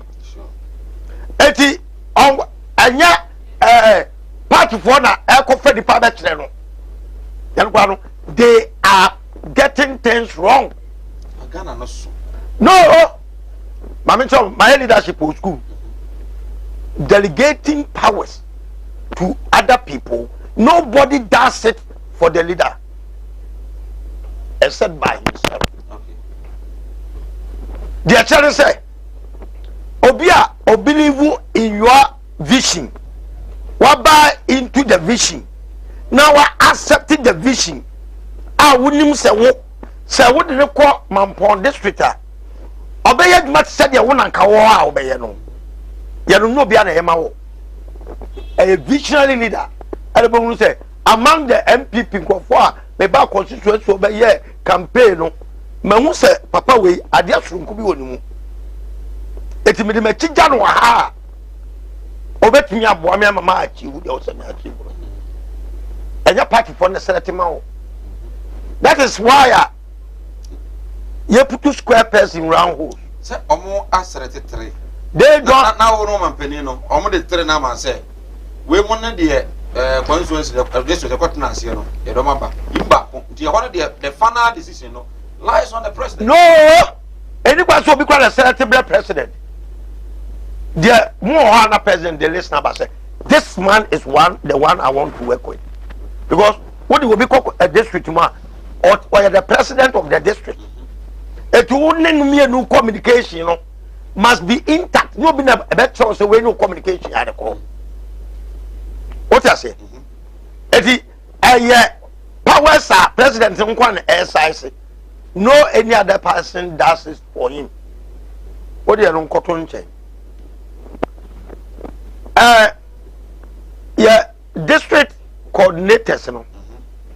What my coping baby now DC at also. District coordinators, what they do is that they appropriate almost a shared money back. Not DC now approval. So without the approval of the DC, you know, a coordinator could make baby so jai. But now DC so acting so omni powers are a certain level, their hands are tied. Now when Akufo will keep Ghana in a suspense, what Ghana break, and what no brow person release Ghana. We must have a president. We a leader, yan ya foul say, ye piao kabo sume. Ye piao kano. Ya ma row. And you're now dictating the person for us. That is why Akufo and his government is getting it wrong. But the constitution is silent on when the president should appoint MDCs. The constitution is silent on that. The constitution only says on Penino and the O2 so appointing MDCs. But when I also appoint somebody, anyone to bet you got 2 years. And I'm a boy. Minua. Obi si wa them. Now I had man when your resource. What's the more beings for them? I want them pine for 2 years. How do you get the resource? Well, common sense approach. Obi ne jina wana wo resegun na sunwa. No wa ye de e be ma wo nya resource. Say ma papa odo betra e. Wo so wote a wo be nya resource. To no direct communication. Say so oni area ba ha de na be. But you just say it has no effect. Now omuma ye no. Any effect be assembly. Because Akufo fire no. The guy IGF internally generated fund. Akufo ko ji scan ba hwan na ereso. O say MFO. Na hwan na test hwan na ehu say scan ko mo de ba e no kwari sika. Wo mo ka bom no wo mo ewia konsu district scan hwan na supervisor. Na auditors people. Auditors district bia no e na auditor. Auditor bai. Aka dom le volume tim ko yet made ayi ba say district we America Ghana. Ye no kwa mi ayi DC ona ekwan ye bie pronto a obi ani o. Ekwan na bie. Afei common fund came 2 years in my. 2 years more. Yes. Came. Opa from Mr. Senya Nebusa. It is can call Akufo first can call districts. E ka gugu your ambassadors, your various missions abroad. E ka gugu. It was so he o mo a. E ka no scanning your red with the computer no kan. Alamba Omia fashion here number 2. Opeso impose ba Omia on Ghanaians. But it on NPP. Oh, master, on Ghanaians. Political party be a Ghana dia. Avoid the not on China. Assembly Boba. Now Akufo can assembly chair Akufo say. What to a second term? Woman near to party. Okay. Say that be before pen for no. When we are kukuda no. Person Akufo form the government we. No more so the same thing. No more party near.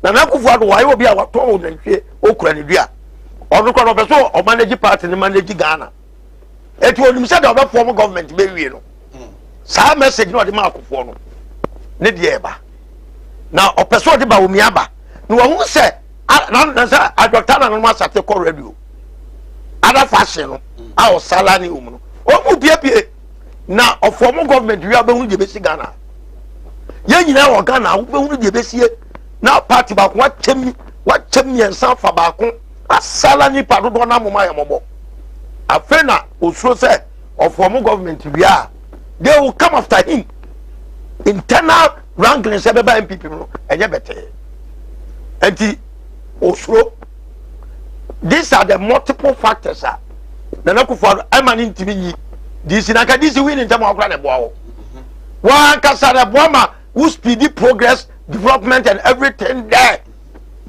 I've already retarded progress. I could hear Ghana MPP as a party.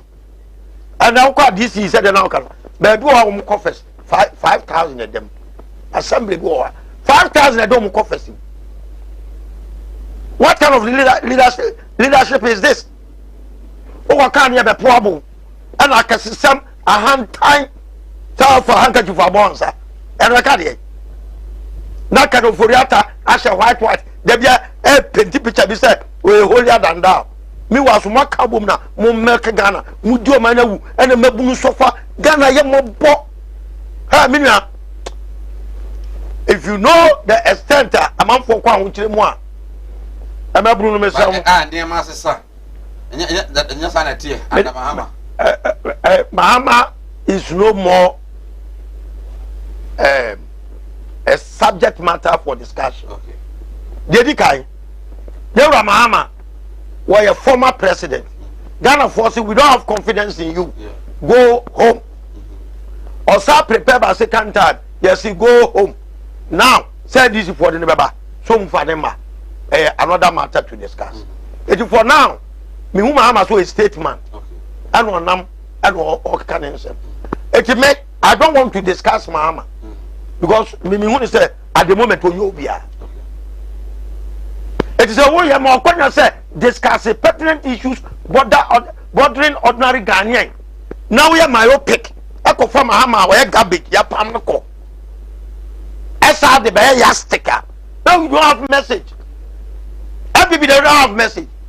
They always attack Mahama. Mahama is a garbage out. Ubo dia no bring garbage in. It doesn't make sense.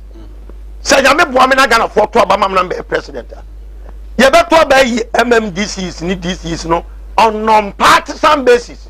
Dabi we are so for to stand in the appointment committee no. You be an institution. You be for appointment authority. Okay. The district room the best screening all the applications here constitution be say bia enipa 5 6 7 and I was here two muswaba. That is one our amendment. But your amendment you know. Okay. Ni na come be ni e be no. E to wo president na about the district ni break. E put am was here to abamo ya to. Na ni ani ka sem ba kwa be ba. Se kwa ni sa common fund here mai.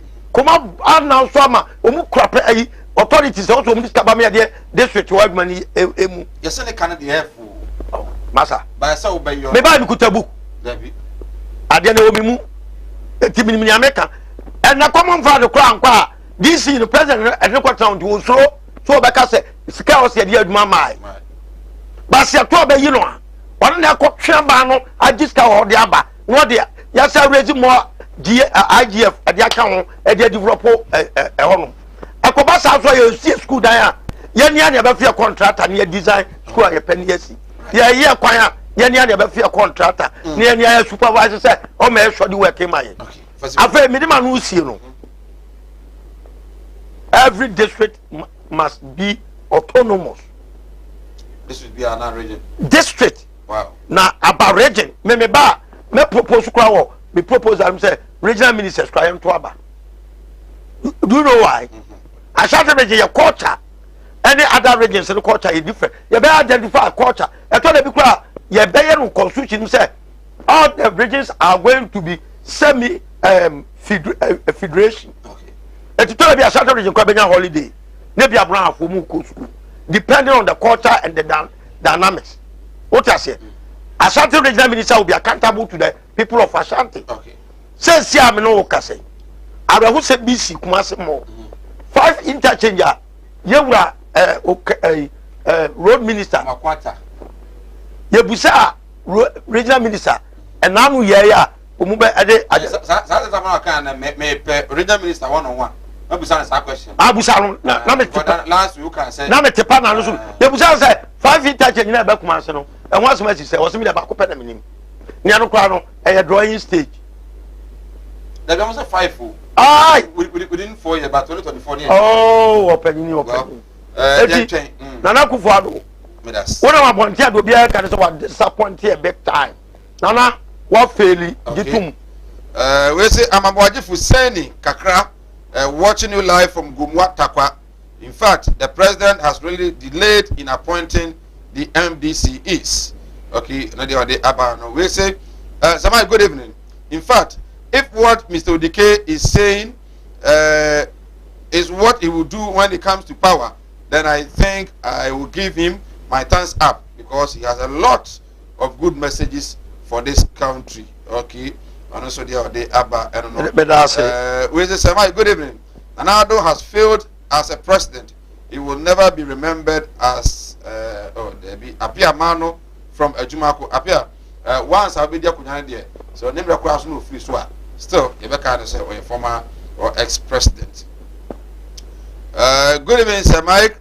I'm enjoying your show. I keep on enjoying the discussions on Thursdays with Akwesi Odike with my family. In fact, we are at the spot enjoying the show. Odike is my number one admirer. Nana JB. Nana okay. We say, won't the NPP man accept that the MDCs have delayed and is affecting development in various constituencies? Yeah. He must accept that. Okay. Collins Dako Collins Akonoba aka Wayosi Tachima North and Wotri Free on only issue a bit different, but I'll say there is a sudden storm swaying down the trees of Tachima North district. Okay. As a concerned youth and citizen, we will never sit down for such constituency to drawn to the march. Maybe I have some country. So we are on this privilege urging His Excellency Nana Akufo Addo to appoint Honorable Addo Donko as DC for Tachima North District to help regain the seat from the NDC CAM 2024 elections. Good evening, Sir Mike. As the MPP man said, the president is waiting. But I'm telling him, for Jacobu, if he bring back the old DC, then fire will burn in Jacobu. Hey, fire there, better not abandon with Jacobu on that. Well, Yamrano, justice delay, justice denied. So the man for say, Kadabuli be brabem. But it's or chance what, not or chance. We shall wait. You buy best system. Ghana. Okay. You bet 2 bar non-partisan. We are so for ultimate standing. We are Malama ultimate standing. We be ultimate standing. But I see. I mean, we say I'm enjoying our show from a contemporary good discussion. Tell the NPP man to stop attacking John Dramani Mahama. Okay.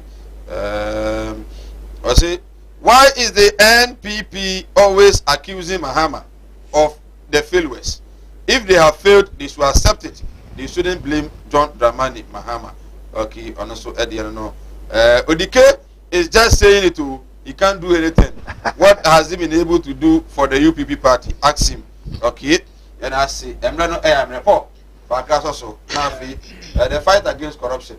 Gabi Ochidaku say, asset. Mobile radio, TV, my mind is for the chance too much to say a lot. Only some more party of some man. I said, my son, you make a Obaka, Obama, Aka, said you will be gathered and stop attacking man. Son or Debiana, who show, I won't ready. As soon as I'm so dear. What's up? Missy was out of your echo. What has offered penny? Corruption, I don't come on as a can. Corruption, I go for a garden of Mother Serpent. What I say, internationally, what you want? It's the American, they say, your party, Akufado, every party, and Akufado, Kufu said, you are buying. Now, Akufado has never become a party, or holding position in your party. No, a flag bearer at that time. Position bearer now, President Kufu, AD, or minor. Now, Akufado. No, a flag bearer. No, position bearer no cry. Massa, we are a flag bearer in your position. Flag bearership in your position. Flag bearer, say, flag bearer in your position. Alan phobia, you want more baby, one more time, and Alan person in the Alan appointment. Akufado and the appointment to Ghana. And Alan Jamatina appointment, or no person in the go for. Yes, about Baumiana, this is it. Oh, I will cut it off. Wow, Cano. What's it? When a car, Alan Baumia. No, and yet my mother. Nipan no clue on whatever he say. And you know, your party no is solid. I'm telling you. Yeah, the best is yeah, to about 2020. Yeah, 6 million and 500 and something. Okay. What I say? When a corruption, some party no who cry you free. Akufado Roma. Jemensa said the bottom. Jemensa said the bottom. Right. On corruption. Oh, in a minute on corruption. Yes, on corruption. I will tell you.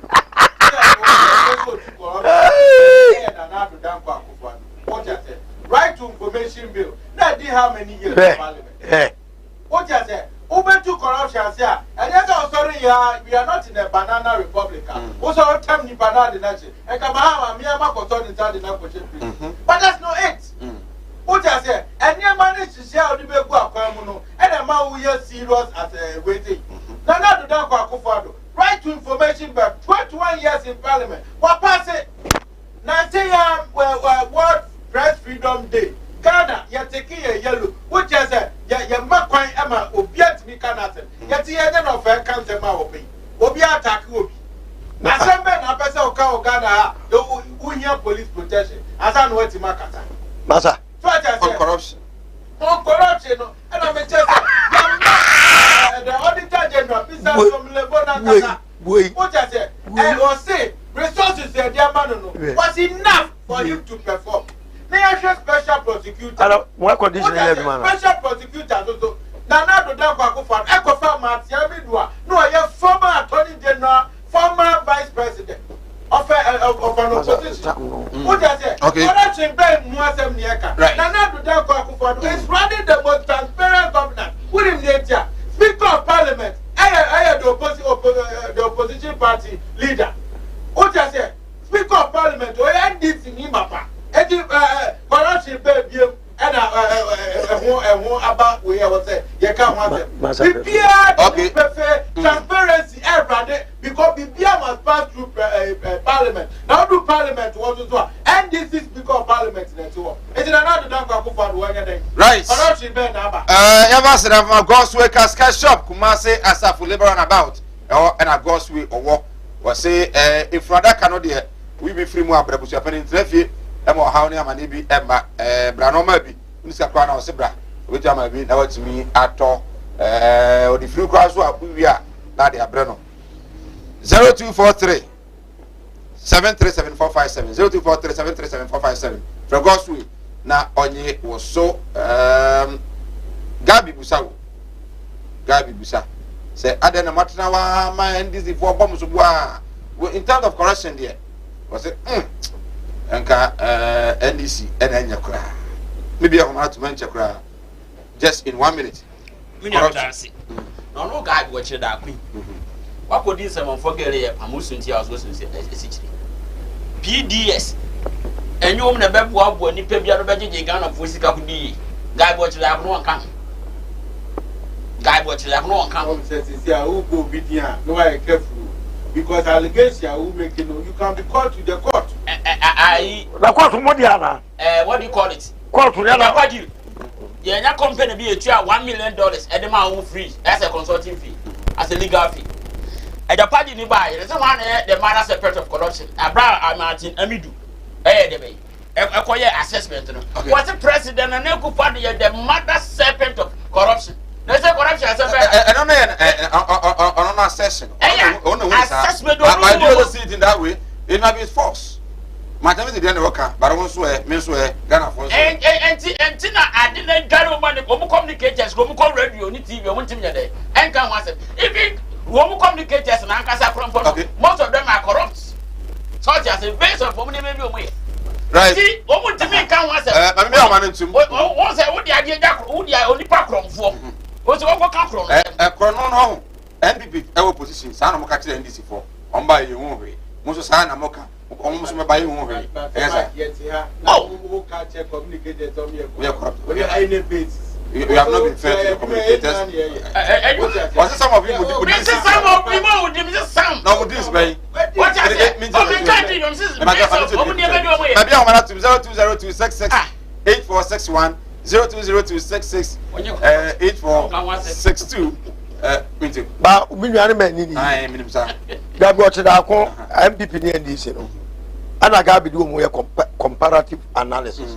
I am and I'm neutral. What to some question? And look at what Busa Pork.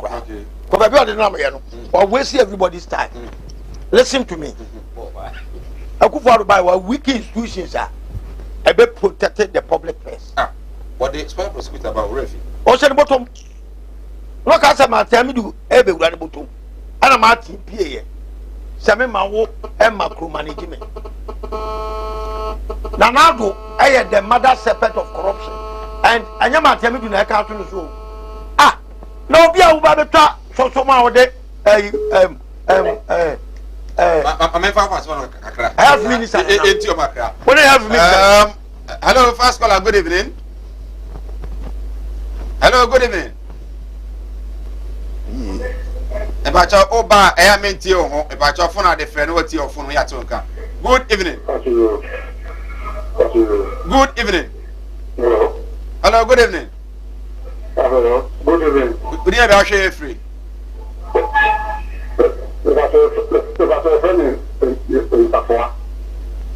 O free. You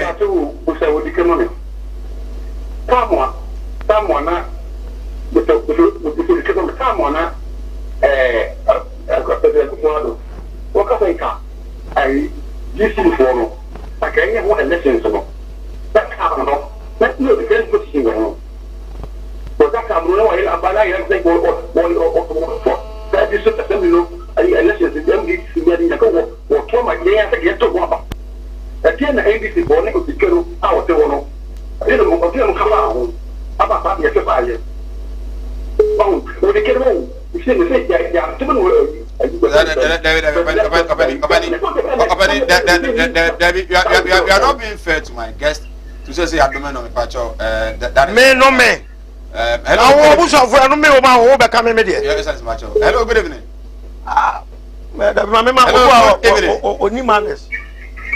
Pacho, good evening. Boss about me, hello. Yes, good evening. You are free until. Me pata me kata fe no de reje kumbumu kwa te be pata kumbumu ndandre petrol be very well me da se me chao di po jara me chao ma me awon do re minister ayana wa changa na obi kwa en ma me ya kere mrane kwa ya kere ya tu jwa o se ndc no o fi me ma da kwa ku modo o fix the counter counter me de ni ndc po de be jara na kwa ku de o fix o sha fix o se na o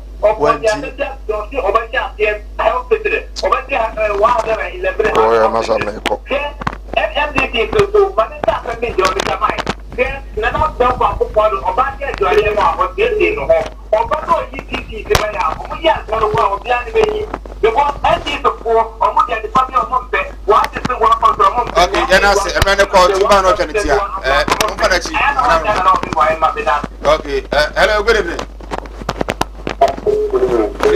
Okay, free.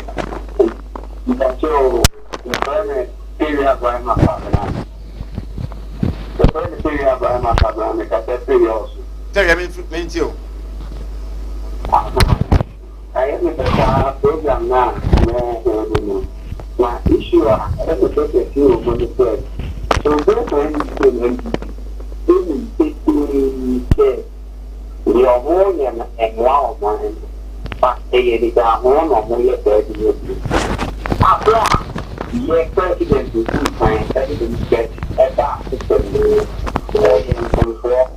Mama, what has been up in your song from strong and wow, man? Instead of amend the system, what was to make to the other secretary and the young people can do so. So, the country is only amending. The party and the one day of time. Okay, we are always looking for what is definitely okay, and I see infinity, and now I tell the kids I'm here. Hello, good evening. Hello, good evening. Abani, what flag now? So, NTO. Hello. Hello. Good evening. Abani atonga kasa yatonga. Jama phone is here. Evans here. Edwin for BBO. Go fry atonga. Ever was here. But me for BBO. Ena masipa say munyamre na mo hwe de bia de masipa. Mrana so asadan koma God's Way Casket Shop. Venice Beck Travel and Tour. ebi enkoma Malam Muhammad Spiritual Herbal Center and afia our travel and logistics so we now egwa me de dwuma de no etimi ede ebremo His Excellency Kwaselo Dike yeko ekura nyame adoma se takwa de nebe so yes takwa for ya boabo ehwo aka mleti ebi na ye to amo September ya de date ni na bebremo obia nkoso no wontie me na ye won sempama Ghana constitution a ye besesem no mebunu no ye de agama mamo ho atomo ahokyra MPP ni NDC dia komu no ye de adefoforo ba se munya mo gitum na say the face the country and ye nua no NDC for kra no me sha de we ya senye ne and munya be se de odike kan na no kre no munya mo meka me ho munya MPP ni NDC nto nkyai we NDC ni kra this time se samadwe na be ka odike ho na now de wa fairly dada it one there MPP for ni na eba na na ya be ye o man fofo me ba we MPP ni na betima ya adwuma mefa wo okay we NDC ni na betima ya adwuma mefa wo we CPP ni na betima ya adwuma mefa wo me me enyi mu okay Konaro every agona so adru o say o man no say be ye shade pa de wrong hands na agodie no tigana for mo pai pa na nema ensesa we so every big so kaswa of anko or say good evening sir Mike, you are the best ever, keep on doing the good work, great job. When it is coming corruption, NDC is far better than the NPP and also the Abano. We say let ODK and NDC man understand that Akufo-Addo is still the president, okay? And I say Cosmos yako ne krakra we dey bet for na maka for say me father yi maybe in the be na watch mampo no so timpo Korean no so e ba no e kwa na nyawo o ye kama say na meka so ekuta Lancruiser bitima oh lang yeah dey need me go na how dey say bitima go bia Lancruiser bitima offer dia me aduma me da na watch dey be na on the 4th right abusia mote Paul Kwabraya ndo NPP communication team member financial secretary Edema NPP was constituency and deputy secretary hopeful for Ashanti region NPP Motinika Cosmos Sami regional communication member of the NDC and then His Excellency Akosia Odike is the founder and leader of UPP Amanyukuno and also Motinika Mimidi Edise Mike and I may have to remember Loretta and birthday the kid trust remember Loretta birthday on behalf of the entire crew and I have a guest in Yamo in a boom every say Loretta happy birthday in advance na me advance na onai akomo no sia ebehia makra mo me Edise Mike Shenson se Christo e oni da so a be bia no ebi oyi yakra animudia me manfo nyi bintina mo ne yira ebinu be from ho se me yo o ma asofo nso no manya ma asore ma akom obi o ho amene wo kasa isko ka cheno wa ya stroke no enko malam sebra ya djuma memene da okay kwesi da ejuoda ebanada okuoda yawada efieda ana menya djuma na fieda wo beto me yawo so me hwaw because nipa ana wo homeda nyankopon eni homeda okay akwala na wawo no akwala na nya 10 years eko 15 years on nanteda woda fom obi so ho wa akwala na no isonsuo obi so ho so wa akwala no de ye ya afi no kon no ya na echi na da so ebia na ne techere ma afi na ne tini emo ye kete o ho na o chine techere ma te se abo wo no malam se nkasa fa na bra ebi so ho so a me ne ukasa o se ne ba no ono matrama do wi jot sabe ko ke abai be ni nyina onom o sa glue ankasa nkra no o sa twi glue ka ho me ne ukasa o ba bi na ono ne kodaye afi de ye